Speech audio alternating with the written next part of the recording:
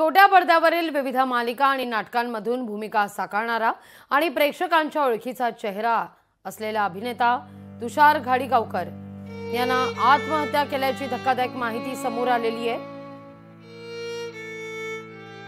गेल्या अनेक दिवसांपासून तुषारला कोणतंच काम मिळत नव्हतं, त्यामुळे त्यानं नैराश्यातून हे टोकाचं पाऊल उचललं असल्याचं कळतंय।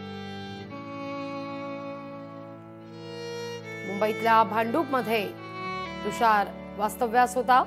तुषार घाडीगावकर यांना लवंगी मिरची, मन कस्तुरी रे, सुखाच्या सरींनी, मन हे बावरे या मालिकांमध्ये काम केलेलं आहे। अभिनेता तुषार घाडीगावकरची आत्महत्या आहे। अतिशय दुर्दैवी अशी ही घटना। छोट्या पडद्यावरील विविध मालिका आणि नाटकांमधून भूमिका साकारणारा तुषार घाडीगावकर आज आपल्यातून गेलेला आहे।